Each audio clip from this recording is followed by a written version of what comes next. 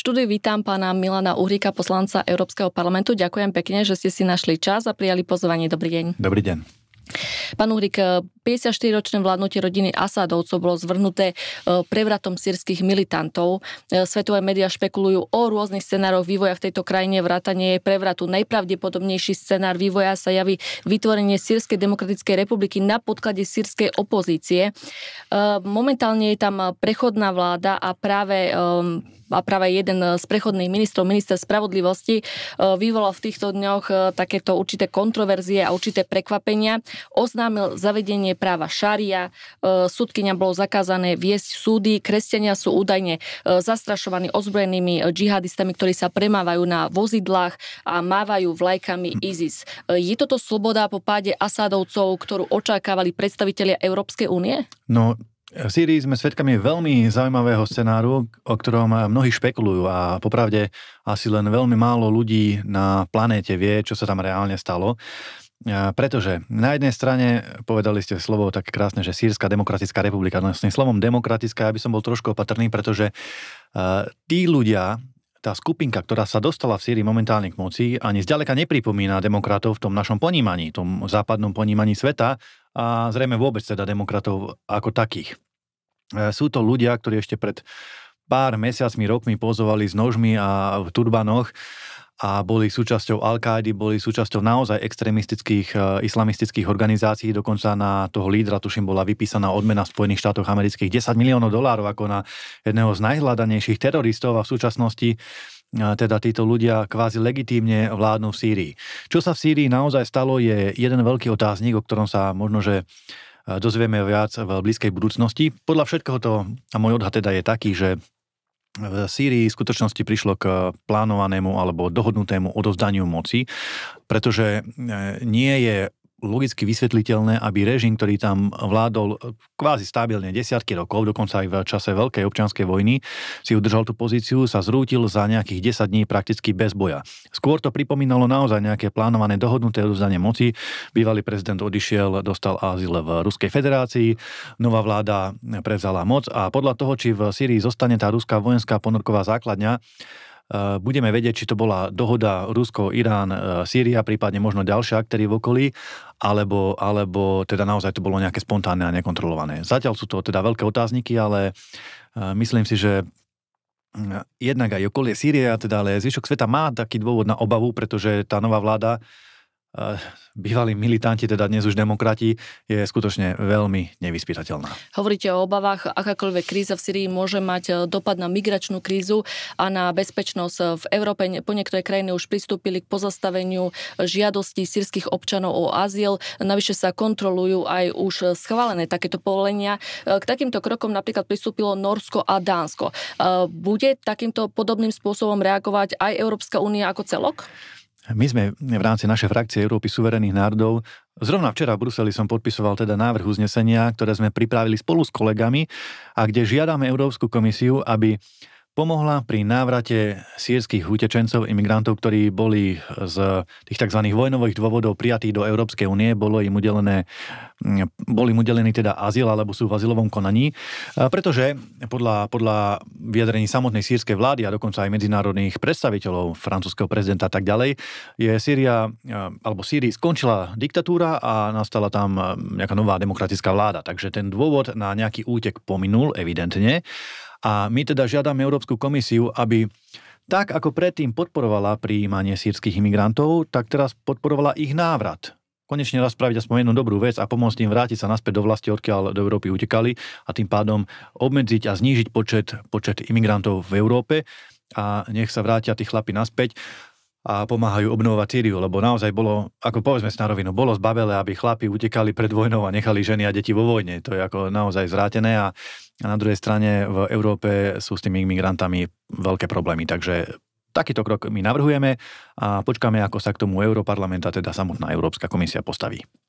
Dobitie Damasku má na svedomí militantná skupina Taya Tahrir al-Sham, ktorá je napojená, respektíve v minulosti bola napojená na teroristickú skupinu Al-Qaida. Washington a Londýn pristúpili k takémuto kroku, respektíve uvažujú o vyškrtnutí tejto skupiny zo zoznamu teroristov. Aký je váš názor na to a aký názor bude teraz zastávať Európska únia? Počkáme si na názory. Zatiaľ tí západní predstavitelia všetci nejakým spôsobom hovoria o oslobodení Sýrie od diktatúry. To znamená, že nastalo to obdobie, to všetko má také tie vývojové cykly, také životné cykly, tieto politické zmeny. A momentálne nastala tá časť toho životného cyklu, že prebieha očierňovanie, demonizácia bývalého režimu. Aj my na Slovensku čítame správy teraz, ako sa objavili nejaké tajné väznice a podobné veci. Či je to pravda, alebo nie je to pravda, to čitateľ zo Slovenska nemá šancu zistiť, pretože vždy sa na ten bývalý režim samozrejme nakladá a nadáva, koľko sa tam zmestí, aby sa ten nový režim nejakým spôsobom obhájil. Ale aká bude budúcnosť, to skutočne nikto momentálne nedokáže povedať. Ja len dúfam, a teraz to dúfam pre blaho aj bežných sýrskych ľudí, lebo takisto im neprajem nejaké utrpenie, alebo aby sa tam zabíjali, že naozaj nepríde k rozmachu nejakého islamského moslimského extrémizmu, že to nebude nejaká nová bašta pre nejaký nový ISIS alebo nejaký nový islamský štát alebo novú Al-Qaidu alebo čokoľvek iné, že naozaj sa ten región, ak nezastabilizuje, tak aspoň tam nebude veľká vojna. Iba pár hodín po dobití Damasku izraelský premiér Benjamin Netanyahu začal okupovať sýrske územia. Golánske výšiny vyhlásil za svoje územie, respektíve za izraelské územie. OSN však nesúhlasí s takýmito izraelskými územnými nárokmi. Aký postoj zaujme teraz Európska únia? Bude sa uplatňovať tá istá sankčná politika ako v prípade Ruska? Toto je zaujímavá vec, keby toto isté spravili Rusi, čo aj spravili na Ukrajine, že vnikli de facto na cudzie územie kvôli tomu, lebo sa báli a mali obavy z toho, že Ukrajina podnikne protiofenzívu voči ruskej menšine v Donbase, alebo teda vo východnej časti Ukrajiny. To je tá ruská interpretácia. Tak sú označovaní za medzinárodného agresora, ale keď Izrael vtrhol do Sýrie, čo je stále teda nezávislý štát, tak je to v poriadku a nikto nehovorí o invázii, všetci to nazývajú nejakými eufemizmami, to znamená nejakými zjemňujúcimi výrazmi, ako keby sa nič nedialo. V skutočnosti, čo Izrael teraz robí, je, že likviduje sýrsku armádu, bombarduje všetky sýrske základne, snaží sa, to aj vyhlásili tuším verejne, že snaží sa úplne zničiť sýrske letectvo, ak nejaké teda bolo a to, čo z neho zostalo, protizdušnú obranu a všetky tieto veci.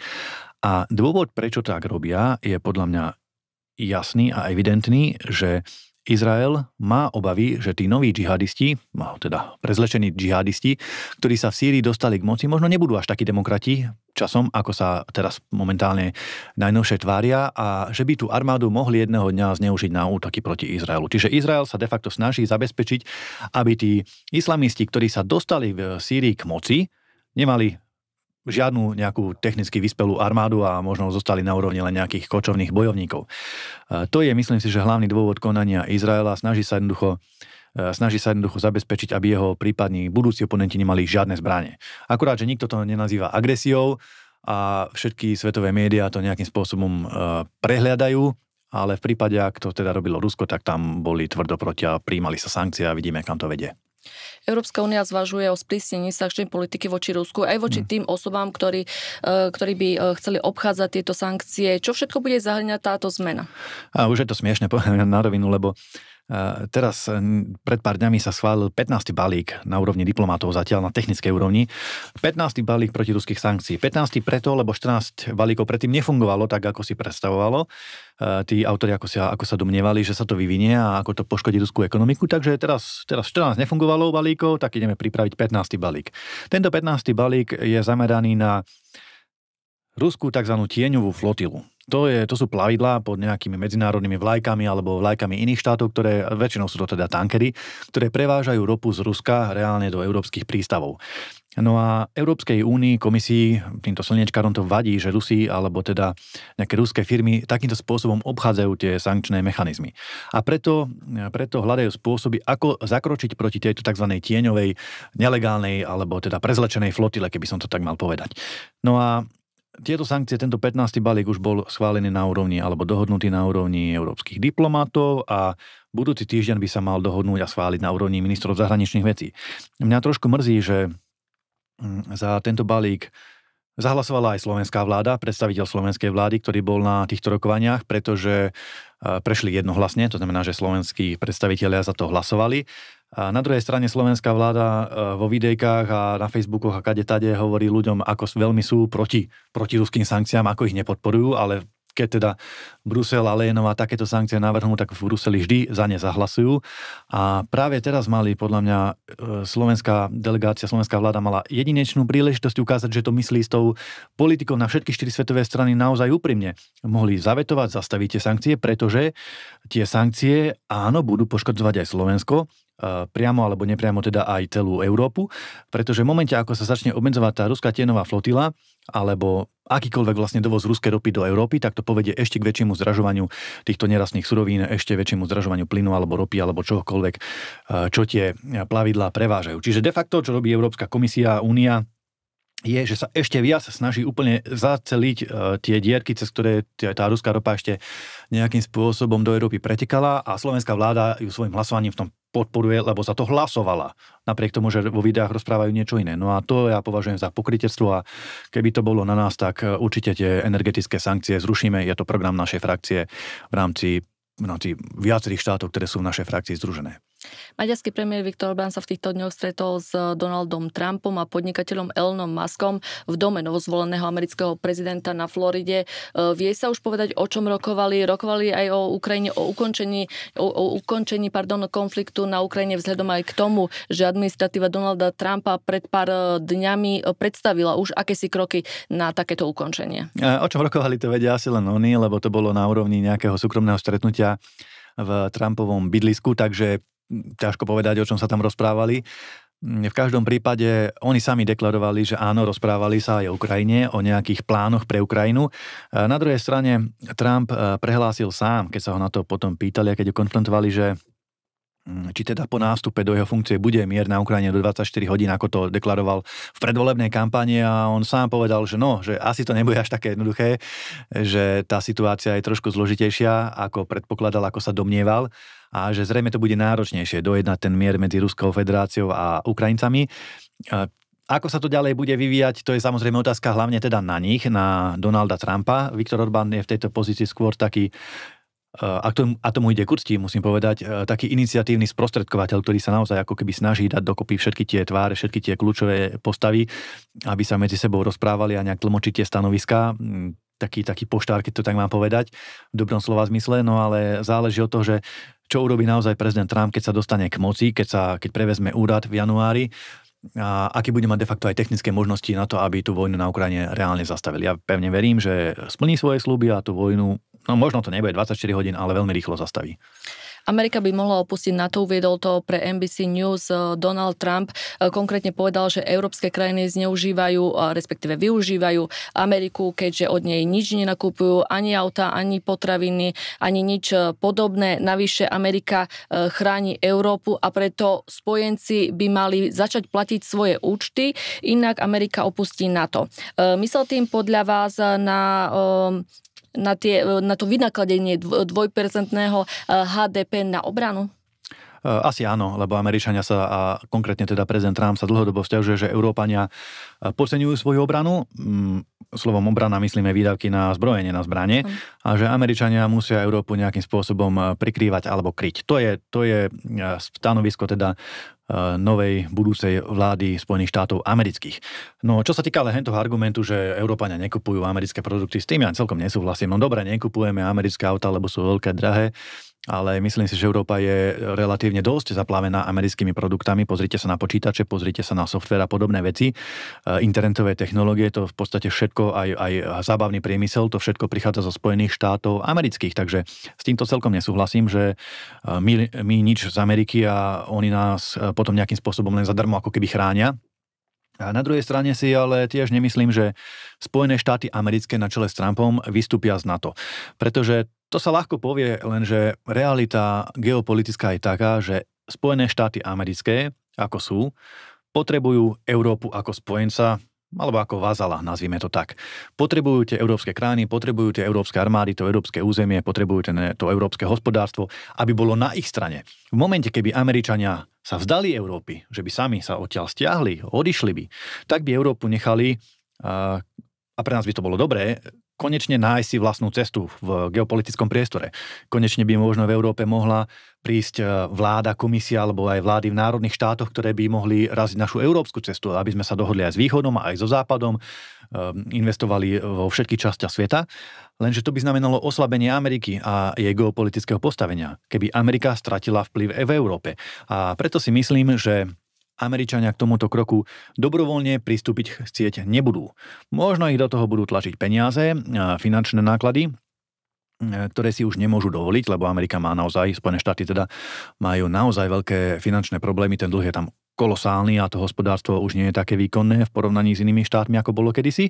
Tá dominancia sa jednoducho stráca. Ale na druhej strane si myslím, že by to bolo prospešné pre Európu, lebo skutočne my dlhodobo kritizujeme tú americkú prítomnosť v Európe, jednak vojenskú prítomnosť a jednak to, že Európa je posledné 10 ročia naozaj akýmsi slepým črevom, poskokom Spojených štátov amerických, že až príliš veľmi sledujeme to, čo presadzujú Spojené štáty americké. Niekedy sme proamerickejší ako samotní Američania pri uplatňovaní sankcií voči východu a nejakých reštriktívnych opatrení voči východným partnerom a to je to, čo poškodzuje Európu. Čiže najvyšší čas, aby možno Amerika si išla svojim nejakým tempom alebo hľadala si svoje cieľa, aby sa troška Európa osamostatnila a konečne začala bojovať sama za seba a hľadala si svoje miesto vo svete. To chceme my. Generálny tajomník NATO Mark Rutte sa pred pár dňami vyjadril, že tie 2% už na obranu nebudú postačovať. V podstate pripomenú obdobie studenej vojny, keď členské štáty vynakladali 3%. Kedy to podľa nich bude tá dostatočná výška a čo je pre nás reálne ako pre Slovensko, aby sme vynakladali, aby sme stíhali to hradiť? Ale pre nás aj pre Slovensko sú už aj 2% príliš veľa, veď máme tu obrovské problémy. Pozrite sa, čo sa deje v zdravotníctve, policajti odchádzajú, zlyhávajú a rozpadávajú sa základné zložky, ktoré tvoria štát, tú štruktúru štátu a to aj z finančných dôvodov. Za všetkým sú, ako sa hovorí v prvom rade, peniaze, alebo peniaze sú až na prvom mieste, ako sa hovorí. Lenže na druhej strane dáva 3%, čo hovorí pán generálny tajomník NATO na obranu, ako začia studenej vojny. To naozaj toto je cieľ tej Severoatlantickej aliancie, vrátiť sa do obdobia studenej vojny, ktorá bola, chvála Bohu, isté obdobie už snáď za nami. A teraz ich nejaká vízia do budúcna, vlastne to, čo idú ponúkať ľuďom je nová studená vojna, nové 3% na obranu, nové obrovské výdavky, nové armády, nová povinná vojenská služba, nové rakety, nové zbranie. Toto je vízia Severoatlantickej aliancie. To len ukazuje a počiarkuje to, čo dlhodobo tvrdíme, že Severoatlantická aliancia je skutočne prežitok studenej vojny. Ona sa snaží obhájiť vlastnú existenciu tým, že stále sa k tej studenej vojne nejakým spôsobom vracia a stále sa k nej aj chce teda evidentne vrátiť, ako pán generálny tajomník hovorí, len to nie je správny postup a správny smer pre Európu, pre Západ, pre celý svet de facto, pretože ak je zmyslom tejto organizácie len za každú cenu konzervovať ten stav a hľadať toho nepriateľa, že pozrite sa, tam je nejaký, to je jedno, ale hociaký nepriateľ, raz to bude Čína, raz to bude Rusko, raz to bude nejaký arabský svet alebo niekto, hľadať nejakého nepriateľa len za každú cenu, aby obhájili tú svoju inštitúciu, tú svoju Severoatlantickú alianciu a tie svoje veľké výdavky na zbrojenie, tak potom to nie je správny postup. Potom je na mieste hovoriť o tom, že dobre, tak nech sa na to rozpadne a nech sa spraví nejaká nová bezpečnostná architektúra, nehovorím, že aliancia nejaká namiesto NATO, ale architektúra, nech sa spravia medzivládne dohody, možno aj na úrovni kontinentov, veľmocí, aby sa zohľadnili bezpečnostné požiadavky alebo obavy aj tých východných strán, aj tých západných strán, aj strednej Európy a aby sa dohodla nová bezpečnostná situácia v Európe, ktorá bude stabilizovať a garantovať mier na najbližšie 10 ročia, možno 100 ročia. Aby sa to jednoducho dohodlo, lebo NATO, tak ako je nastavené týmto vojnovým smerom a smerom k studenej vojne, to najbližšie roky určite neprinesie. Protesty v Gruzínsku neutichajú, práve naopak naberajú na sile. Mnohí analytici, svetoví analytici to prirovnávajú k druhému ukrajinskému Majdánu. Aký je váš názor na to? Môže sa to vyeskalovať do takej miery, že padne gruzínska vláda? Ja si myslím, že áno, pretože aj z pozície Európskej únie vidíme, že ona podporuje tie protesty veľmi aktívne. Dokonca si trúfam povedať, že aj finančne, cez nejaké mimovládne dotácie, organizácie, skôr nepriamými spôsobmi samozrejme, ale je tam tá podpora, som o tom presvedčený. Ale na druhej strane treba jasne ukázať a povedať, že tie protesty v Gruzínsku sú ako cez kopírák. ako cez kopírák. To je scenár, to je už normálne manuál, príručka, opakuje sa to od Majdanu cez arabskú jar a tieto protesty, stále je to ten istý proces. Vytvorí sa nejaká opozícia, nejaká kvázi prozápadná vláda, ktorá ale nezíska podporu miestnych občanov z rôznych dôvodov, lebo je tam iná civilizácia, iná kultúra a tak ďalej. No a v tomto prípade konkrétne teda Gruzínci odmietli vyslovene proeurópske smerovanie alebo vládu. Chceli byť neutrálnejší, nechceli vstupovať alebo približovať sa k Európskej únii za cenu toho, že by to znamenalo nepriateľstvo proti Rusku. Jednoducho to nechceli, pretože Európska únia v tom svojom nejakom rozširovacom procese momentálne dáva tým štátom takú možnosť, že OK, pridajte sa k nám, poďte k nám, my vás radi príjmeme, zväčšíme úniu, príjmeme vás ako člena, ale musíte prijať naše hodnoty a musíte prijať naše nepriateľstvo voči východu, Bielorusku, Rusku, Číne a tak ďalej. Len tieto štáty, ktoré sú už na rozhraní, ako napríklad aj Stredná Európa mimochodom, na rozhraní toho východu a západu, takúto čierno-bielú politiku nechcú robiť. Nechcú, pretože pre nich je to nebezpečná politika, je to nesprávna politika, vidíme, kam to viedlo na Ukrajine. No a tým pádom Gruzínci toto odmietli a teraz teda sú tam nejaké nepokoje. Ja už len čakám, kedy sa tam začne strieľať, kedy tam príde nejaký Kuciak alebo nejaký nová obeta a zapáli sa to celé do nejakého väčšieho konfliktu, ktorý Západ veľmi rád použije na to, aby otvoril nejaký druhý front, keď to tak nazvem virtuálny, alebo možno aj prakticky proti ruskej armáde. Je to podľa mňa ten istý scenár, stále ten istý prípad. Jediné, čo ma mrzí, je, že Gruzínci sa do toho nechali nalákať, myslím tí, ktorí protestujú, a pod víziou nejakej európskej budúcnosti vlastne ženú svoju krajinu do konfliktu, do možno aj občianskej vojny. Tak by to byť nemalo. Nech si Gruzínci vyberú, kam chcú patriť. Samozrejme je to ich slobodná vôľa, či na západ, na východ, alebo skôr do nejakej neutrálnej pozície, ale rozhodne by ich v tom nemali hecovať a podporovať nejaké cudzé mocnosti, ktoré to budú robiť. Ak dovolíte ešte otázka na záver, politické nepokoje a politický chaos sa deje aj v Rumunsku. Ústavný súd 6. decembra zrušil prvé a druhé kolo prezidentských volieb, údajne z dôvodu, že prorusky orientovaný kandidát mal netransparentnú a nezákonnú financovanie kampane. Aký je váš názor na to? Podľa mňa tomuto vysvetleniu neverí nikto na svete, ani v Rumunsku. Úprimne som o tom presvedčený, pretože sa stali v rumunských prezidentských voľbách dve zásadné veci. Jednej kandidátke, našej pani kolegyne europoslankyne, dobre, aká je extravagantná, ale zrušili jej právo kandidovať kvôli tomu, že kritizovala prozápadné smerovanie Rumunska, kritizovala Európsku úniu a NATO. A Rumúni majú v ústave priamo ukotvenú prozápadnú orientáciu. A tým, že ona teda prozápadnú orientáciu kritizovala, tak sa dostala do rozporu akože s ústavou a tým pádom jej bolo zakázané kandidovať na post prezidentky Rumunska, hoci mala celkom zaujímavé preferencie. Hovorilo sa okolo 10%. Teraz logická otázka je, že dobre, keď raz Rumúni budú nespokojní možno s nejakým prozápadným smerovaním, akým spôsobom teda vlastne môžu to smerovanie zmeniť, alebo zneutralizovať, alebo sa rozhodnúť pre nejakú inú cestu, ak raz majú ako komunisti voľakedy v ústave zakotvené, že môžete ísť len týmto západným smerom a nikdy nie na opačný smer, alebo nikdy nie inak všeobecne. Že to je na hlavu postavené. To bol prvý moment, ktorý absolútne že podkopal to, že v Rumunsku je nejaká demokracia a že ľudia vôbec rozhodujú o tom, že kam sa ich krajina môže v princípe uberať. To sa jedná o princíp. Pre mňa za mňa nech sú aj prozápadní, ak chcú byť, ale jedná sa o princíp. Oni si nemôžu vybrať, lebo v ústave to niekto zakotvil takto. A druhá vec, čo sa teda stala, je, že tomu víťaznému kandidátovi prvého kola volieb boli tie výsledky anulované. Povedalo sa, že prišlo k nejakému zásahu Rusov cez TikTok, čo je podľa mňa inak nezmysel. Ako TikTok je platforma. Mimochodom, ja neviem, ako by to Rusi spravili, lebo my sme tiež si chceli v rámci ešte predvolebnej kampane platiť reklamu na TikToku a TikTok neumožňuje politické reklamy. Nás sa to nedá ani zaplatiť. Na Facebooku sa dá normálne transparentne politická reklama zaplatiť, nejaký banner alebo video, promo, ale na TikToku taká možnosť nie je. Čiže nie je mi celkom jasné, ako by to mohli zmanipulovať. A druhá vec je, že dobre, rumunský súd zase, ten istý, o tom rozhodol takto, že prvé kolo bolo neplatné, lebo de facto nevyhral ten, čo sme vyhrať, alebo ten, čo vyhrať mal, alebo toho, ktorého si predstavovali, tak ide sa robiť ďalšie kolo a bude sa to opakovať, kým nevyhrá ten správny. Ale v skutočnosti, čo si myslím, že sa stalo, že len pomohli tomu kandidátovi získať ešte väčšiu podporu medzi ľuďmi, lebo on tú podporu získal nie kvôli nejakému TikToku alebo nejakej sociálnej sieti alebo čomukoľvek, ale preto, že evidentne hovoril to, čo tí ľudia v Rumunsku chceli počuť, alebo respektíve čo bol ich názor. Preto mu dali hlas. Nie kvôli TikToku, ale kvôli tomu, že s ním súhlasili. To je podstatné a to si myslím, že bude ešte rozhodujúce. Pán Uhrík, ďakujem vám pekne za tieto záverečné slova a v podstate aj za celý rozhovor, ktorý ste nám poskytli. Odpovedali ste na všetky otázky. Ešte raz ďakujem pekne, prejem pekne. Ďakujem pekne.